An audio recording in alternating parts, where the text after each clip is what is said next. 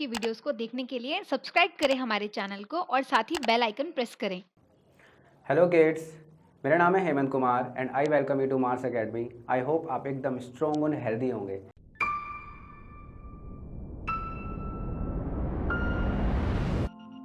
तो आज हम अपना एक चैप्टर करने वाले हैं जिसका नाम है I snake charmers story chapter 2 of class 6, जो आपकी एक किताब है लुकिंग अराउंड, ईवीएस की बुक है, उसका एक चैप्टर है। तो इस चैप्टर में बेसिकली आप जैसे कोई क्लास चल रही है तो आपका कोई क्लासमेट खड़ा होता है और अपने बारे में कुछ बताता है, अपने फैमिली बैकग्राउंड के बारे में बताता है। तो वो क्या एक स्टोरी, एक एज अ स्टोरी जो आपको बताता है वो इस चैप्टर में है। तो उस चैप्टर को हम देखते हैं। तो जो आपका जो क्लासमेट है जो मैंने बताया उसका नाम है आर्यनथ। वो खड़ा होता है और बोलता है I am Aryanath, I can do something special which I am sure none of you can do. वो कहता है कि मैं कुछ ऐसा कर सकता हूँ जिसका मुझे यकीन है कि आप लोगों में से और कोई नहीं कर सकता।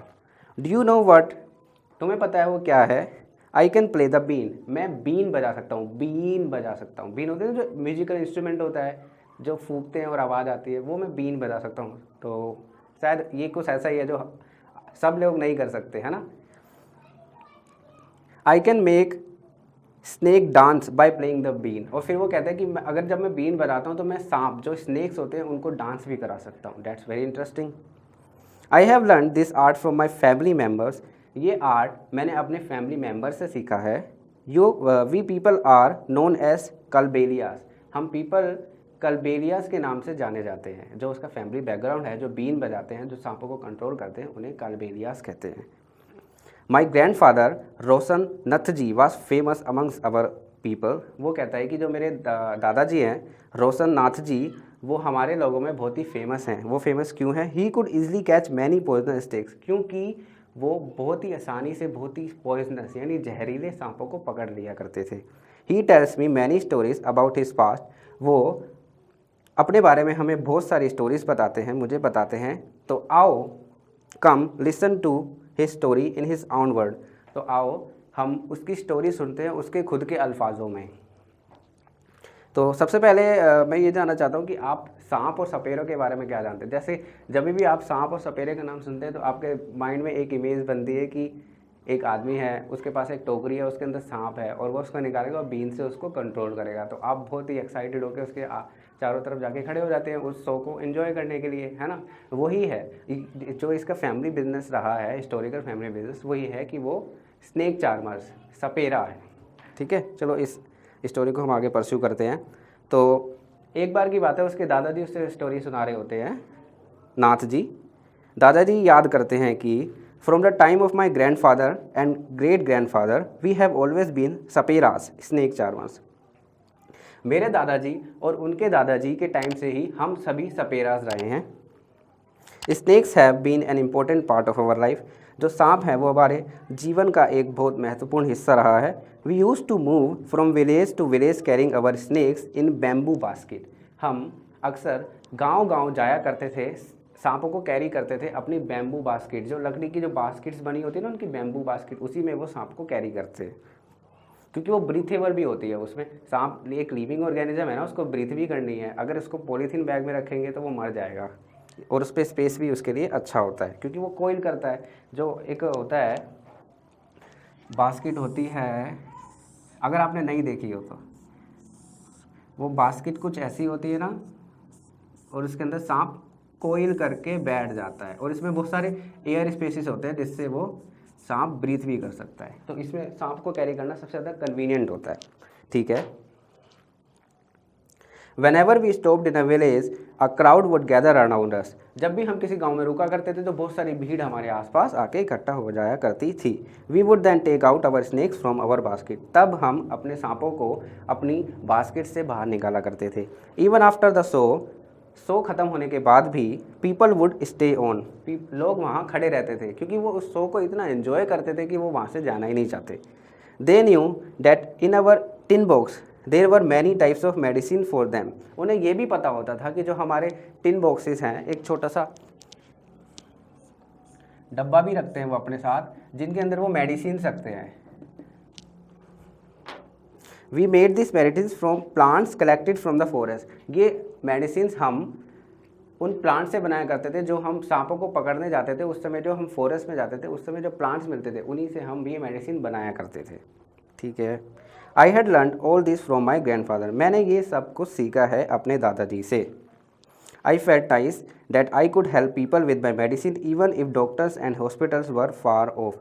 वो कहता है, उसके दादाजी अपने पोते को बताते हैं कि मुझे बहुत अच्छा महसूस होता है जब मैं ये जानता हूँ कि हमारी दवाइयों से लोगों को फ़ायदा होता है, क्योंकि उस समय ये पुरानी बात कर रहे हैं ना, उसके दादाजी अपने दादाजी और परदादा की बातें बता रहा है, तो हमारी दवाइयों से लोगों को बहुत फ़ायदा होता है। In this way we could manage our life, और हमें थोड़ा सा व्यवसाय, ऑक्यूपेशन भी, लिवलीहुड भी मिल जाता है उन दवाइयों को सेल करके। Sometimes I was called to places where someone had been bitten by a snake, कभी कभार मुझे ऐसी जगहों पे बुलाया जाता था जहाँ पे किसी को सांप के द्वारा काटा गया हो, क्योंकि हमारे पास सांपों की अच्छी जानकारी होती थी। From the marks of the bite I try to find out which snake had bitten the person, जो सांपों के जो दांत जो मार्क्स छोड़ जाते हैं, वो बिटन मार्क्स जो छोड़ जाते हैं अपने दांत, उससे मैं ये जानने की कोशिश करता था कि कौन से सांप ने इन्हें काटा है। I would then give a medicine for that, और मैं इसके बाद उन्हें कुछ दवाइयाँ दे दिया करता था। But I have not always been on the time to help, लेकिन मैं अक्सर उनकी मदद करने के लिए वहाँ पे मौजूद नहीं होता था, या फिर हमेशा नहीं कर पाता था, क्योंकि आप जानते ही हैं, as you know, some snakes bites can even cause death on the spot, क्योंकि कुछ स्नेक्स बाइट इतनी फैटल होती है, इतनी खतरनाक होती है कि ऑन द स्पॉट किसी इंसान की मृत्यु हो सकती है।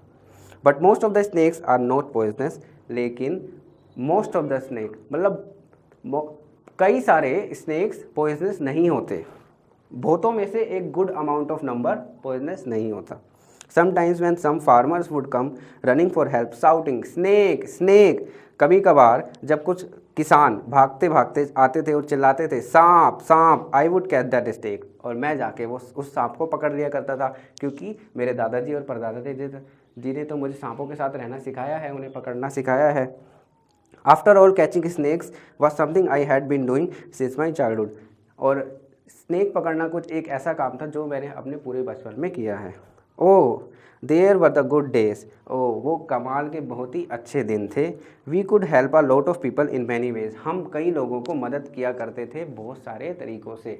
हम उन्हें दवाइयाँ दिया करते थे, हम उनके घर में जाके अगर सांप आके उन्हें परेशान करा तो हम उन सांपों को पकड़ लिया करते थे और उनका एंटरटेनमेंट किया करते थे।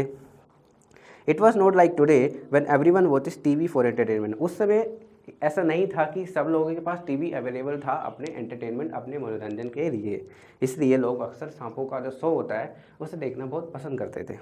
When I grew older, my father taught me how to remove their poisonous teeth, fangs. जब मैं थोड़ा सा बड़ा हो गया और थोड़ा सा समझदार हो गया तो मेरे पिताजी ने मुझे सिखाया कि सांपों के फैंग्स,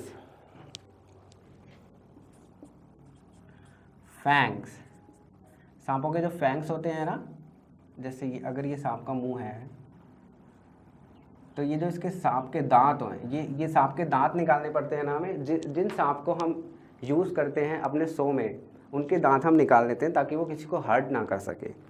तो मेरे पिताजी ने मुझे सिखाया कि सांपों के दांत कैसे निकालने हैं। He also taught me how to close the tube of poisonous in the snake's mouth, और उन्होंने मुझे ये भी सिखाया कि जो सांप के मुंह में जो जहर पहुंचाने वाली जो ट्यूब होती है, जो नाली होती है, नड़ी होती है, उसको बंद किया जाए। बंद कैसे किया जाए, जैसे उसको सबसे पहले उसको आइडेंटिफाई कैसे किया जाए, क्योंकि अगर उस पॉइजनस डक को हमने बंद नहीं किया तो वो बाइट कर लेगा और पॉइजनस किसी विक्टिम की बॉडी में चला जाएगा और उसकी मौत हो जाएगी।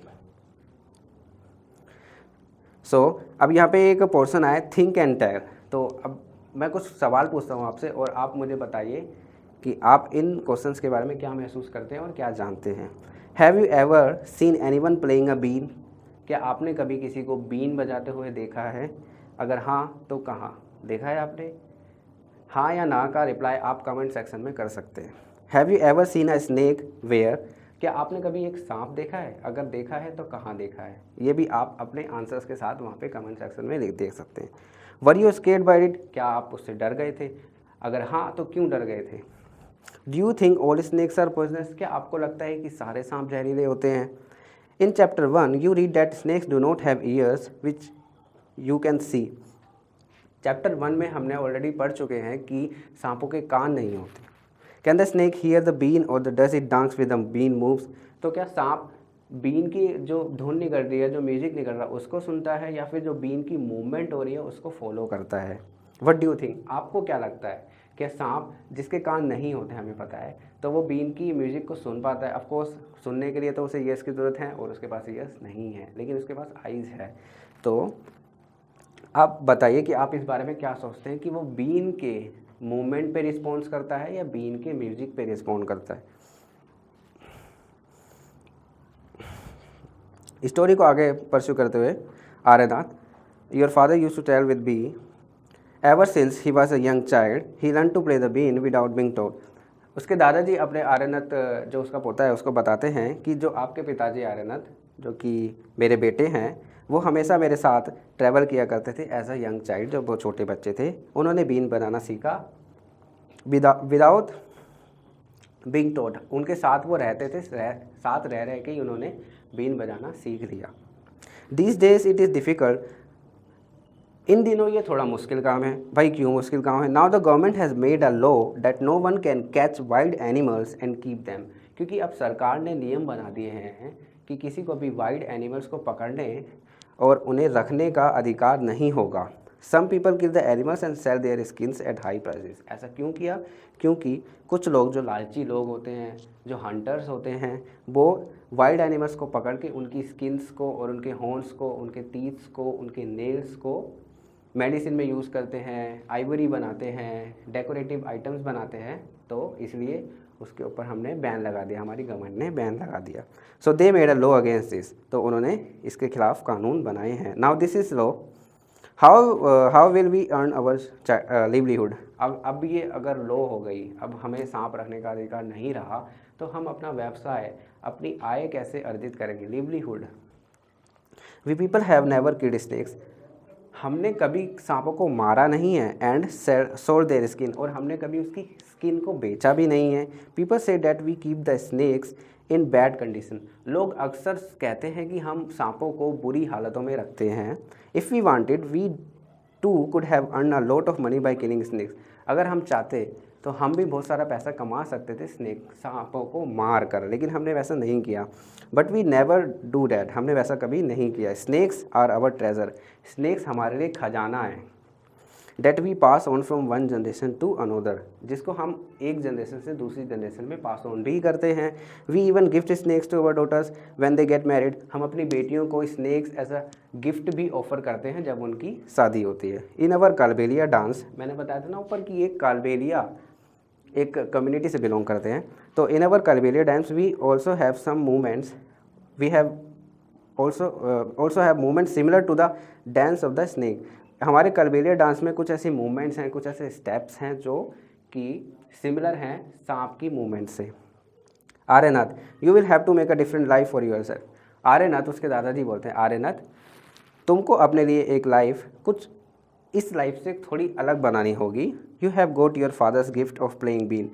तुम्हें बीन बजाने का जो तोहफा है तुम्हें अपने पिता से मिला है। जो उनके पिता को कहाँ से मिला था? जब वो उनके दादाजी के साथ घूमा फिरा करते थे अपने बचपन में। You and your cousins can form a been party. अब तुम्हें बीन बजानी आती है, अब तुम सांप तो रख नहीं सकते, तो why not you create a been party. आप एक ऐसा ग्रुप बनाओ जिसमें तुम बीन बजाओ और लोगों को एंटरटेन करो and entertain people. But do not waste this knowledge about snakes you have got from your elders. Still इसके साथ चलते चलते ही आप अपनी जो ये नॉलेज है, जो फैमिली बैकग्राउंड से आपकी जो एक पर्टिकुलर नॉलेज चलती आ रही है, आप उसको वेस्ट ना जाने दें।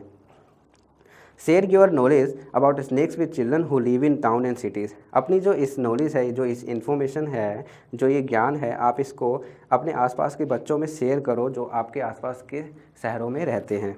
Tell them that they should not be scared of snakes. उन्हें बताओ कि उन्हें सांपों से डरना नहीं चाहिए, क्योंकि जैसा इन्होंने ही बताया ना, ये तो एक्सपर्ट हैं स्नेक्स में, उन्होंने बताया कि not most of the snakes are poisonous. Help them to recognise poisonous snakes. इस पॉइजनस स्नेक्स को कैसे रिकॉग्नाइज करना है वो उन्हें सिखाएं।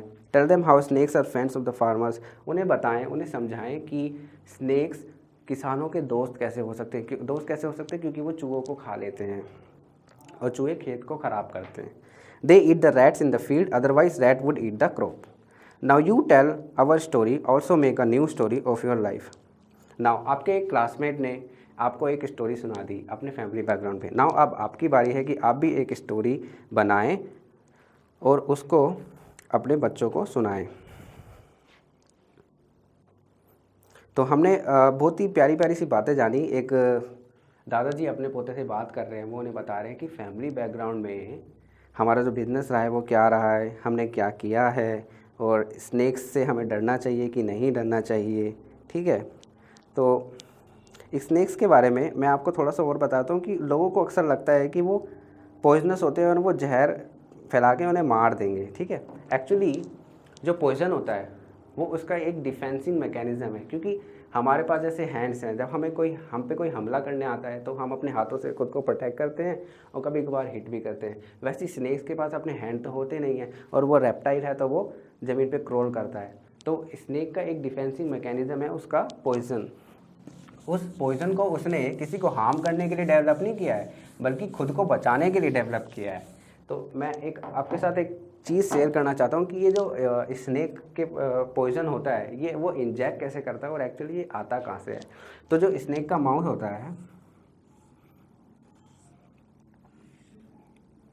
ठीक है, यहाँ पे सपोज इसके फैंग्स हैं, तो यहाँ पे से ये डक्ट जा रही है जिससे वो पॉइजनस आके यहाँ से निकलता है। तो जो इसकी जो फैंग्स होते हैं सबसे पहले तो वो होलो होते हैं, मतलब कि इनके अंदर स्पेस होता है, तो इनमें पॉइजनस फील हो जाता है। और यहाँ पे एक होल होता है, जैसे हमारे दांतों में होल नहीं, हमारे तीत सॉलिड हैं, इनके तीत होलो होते हैं। एक जैसे पिचकारी होती है ना, जिसके पिचकारी से आप पुश करते हो तो उसमें पानी निकलता है, होली में आप उसको यूज़ करते हो, वैसे ही पॉइजनस को जब वो पुश करते हैं अपनी मसल्स, जो अपनी जो मसल्स होती हैं उनसे वो पॉइजन को पुश करते हैं, और होलो टीथ से होते हुए, होलो फैंग से होते हुए पॉइजन जो होता है वो बाहर आ जाता है।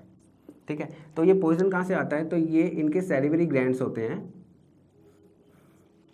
एडेप्टिव सैलिवरी ग्लैंड्स होते हैं। सैलिवरी ग्लैंड्स हमारे मुंह में होते हैं ना, जब हम खाना खाते हैं तो हमारा सलाइवा बनता है फूड को डाइजेस्ट करने के लिए, उसके अंदर जो बैक्टीरियाज होते हैं उसको किल करने के लिए। तो सैलिवरी ग्लैंड्स इनके मॉडिफाइड हैं, इवोल्व हैं पॉइजन को प्रोड्यूस करने के लिए। प्रोटीन्स होते हैं ना पॉइजन भी, तो पॉइजन को सैलिवरी ग्लैंड्स में प्रोड्यूस किया जाता है, क्रिएट किया जाता है। और जब इसको सांप को ऐसा लगता है कि अब खतरा है, तो ये अपनी यहाँ की जो मसल्स हैं और बोन्स हैं उनको इस्तेमाल करके अपने पॉइजन को पंप कर देता है, और वो फैंग से होते हुए, होलो पाइप से होते हुए बाहर एनवायरनमेंट में चले जाते हैं। और अगर ये टीथ किसी विक्टिम की बॉडी में होंगे तो वो पॉइजन उस विक्टिम की बॉडी में, उस एनिमल की बॉडी में अंदर चला जाता है और उसके ब्लड सर्कुलेशन में फ्लो होने लगता है, और फिर अपना इफेक्ट करता है और जानवर को पैरालाइज कर देता है या कभी कभार मार भी देता है। ठीक है, आई होप आपको ये वीडियो पसंद आया होगा और ये चैप्टर आपको बहुत अच्छी तरह से समझ आ गया होगा। इस चैप्टर में बहुत ही प्यारी सी बात है कि एक आपका क्लासमेट है, उसने आप अपने फैमिली बैकग्राउंड के बारे में बहुत अच्छी अच्छी चीज़ें डिस्कस करी हैं। तो नेक्स्ट वीडियो में हम इसका चैप्टर 3 करेंगे, क्लास 5 सेम बुक EVS का। So we will see you in the next video. Thank you very much, thanks for watching, thank you.